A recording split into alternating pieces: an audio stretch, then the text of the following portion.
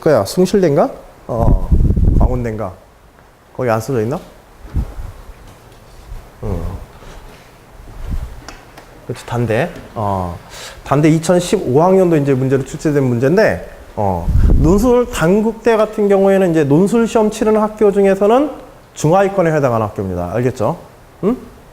중하위권에 해당하는 논술 시험 치는 학교들이 28개 학교가 되는데, 이 28개 학교가 결국 서울대 정도로, 서울대나 뭐 이런 데를, 서울대를 제외하고는 그 전체가 상위권 학교들이야. 전국 대학에서 최상위권에 해당하는 학교 한 30개 정도 학교가 논술 시험 치른다고 생각하면 돼. 알겠지? 그러니까는 뭐 100여 개 되는 학교 대학에서 100여 개 되는 대학에서 상위 30위 안에, 즉 상급 학교, 상위권 학교들 속에서도 이제 조금 레벨을 나눈다고 한다면, 당대 같은 경우에는 이제 중하위권에 이렇게 들어간 학교들인데, 이 중하위권 학교들, 세종대라든지 단대 이런 학교들이 문제들이 이런 정도 수준의 문제들이야.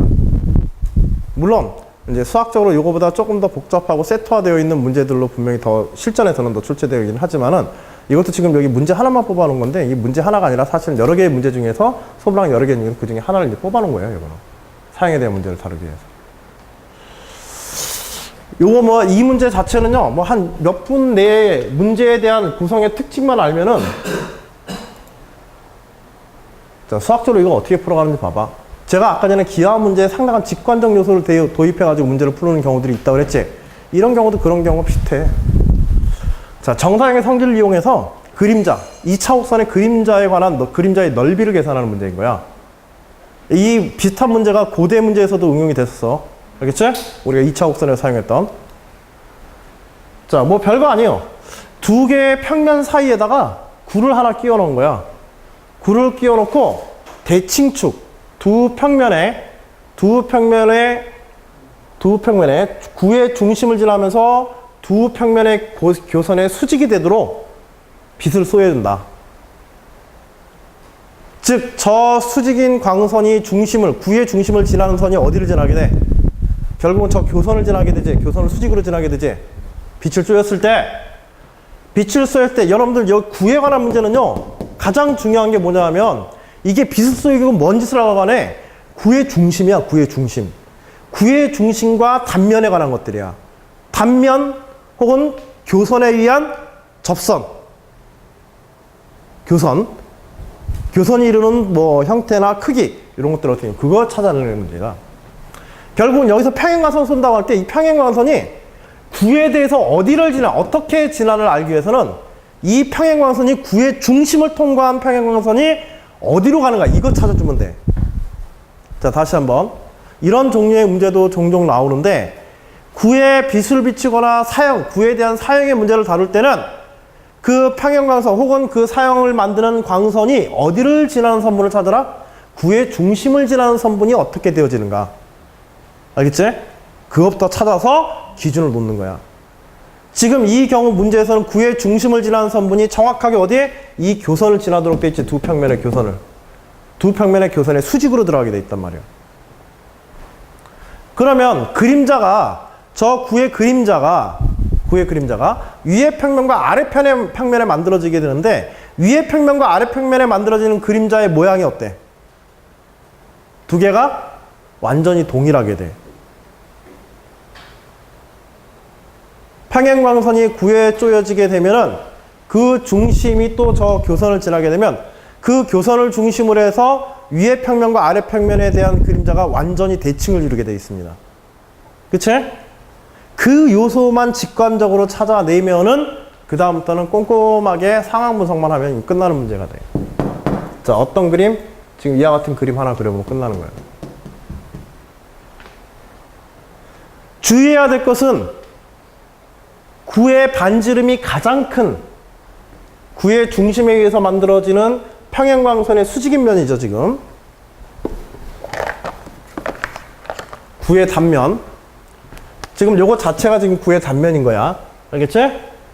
구의 단면에서 구에 의해서 만들어지는 그림자는 결국 이 평행광선에 의해서 단면이 원형을 이루면서 쭉 하고 나가게 되는데, 이 그림자가 어디에서부터? 원래 구는 이렇게 돼 있잖아. 그치? 구는 이렇게 되어 있지만은 그림자는 요 수직 단면에 의해서 만들어지는 이 원에 의해서 만들어지는 교점에서부터, 그치? 윗면과 아랫면의 교점에서부터 그림자들이 이런 식으로 만들어지게 돼 있단 말이야. 그치? 마치 2차 곡선에서 원뿔과 같은 형태인 거야, 지금. 사실 이거 어떻게 보면 2차 곡선 문제야. 알겠지?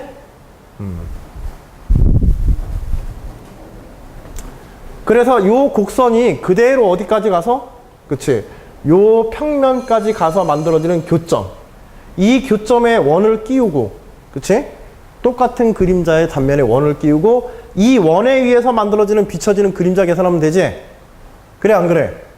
근데 이 원의, 문제에서는 이 원의 넓이, 이 원에 의한 그림자의 넓이를 계산하라고 그랬거든. 그러면 넓이는 어떻게 되게 돼? 이 원에, 여기서 D'이라고 기호화한 거야. 이런 기하학적 설명을 할 때는 이런 기호화가 굉장히 중요하다 그랬지? 그치? 자, 평행광선의 수직단면, 구의 수직단면 D에 대해서 그림자를 만들기 시작하는 면은 D'에 의해서, 그림인에서 D'에 의한 그림자의 면들이 만들어진다. 그리고 이때 각각의 그림자의 면은 축, 그치? 구의 중심을 평행광선에 의해서 만들어지는 구의 중심에 의한 축의 두 평면이 대칭을 이루게 되므로 단면 D'에 의한 그림자의 절반씩의 크기를 나눠 가지게 된다. 그리고 이때 여기다가도 뭐 점을 갖다가 뭐 특별히 지정해서 뭐 설명한다고 한다면 O'R'T라고 뭐 지정을 한다고 한다면 결국 삼각형 TO'R이 어떻게 되세요? 이게 직각삼각형이죠? 그치? TO'R이 직각삼각형으로 문제에서 주어진 각에 의해서 요 내각의 크기가 60도이므로 그치? 이 면, 절반에 해당하는 요 반원의 면적에 대해서 이것의 면적의 길이, 면적의 비가 어떻게 된다? 코사인 60도의 각을 가지게 된다. 여기가. 그치?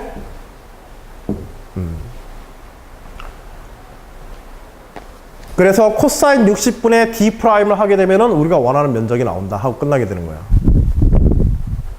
그럼 D'은 어차피 구의 단면의 길이와 같지? 단면의 넓이와 같지? 그치? 중심이라는 단면.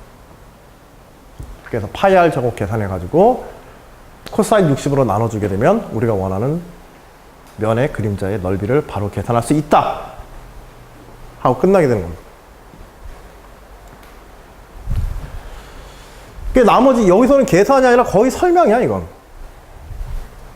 기하학적으로 어떻게 상황에 놓여 있는지를 단순한 간단한 설명 등을 식을 여러 개 만들 필요도 없고 간단한 상황적 설명만 하고서 그에 대한 결과물들을 바로 직관적으로 꺼내서 답안을 쓸 수 있도록 이렇게 만들어져 있는 거야. 알겠지?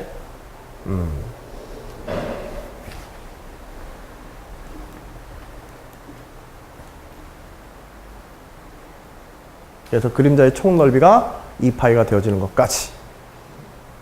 뭐 계산식이라고 할 만한 것도 없지, 그치? 자, 일단 여기까지 진행하고 잠시 쉬었다가 다음 문항들 조금씩 이렇게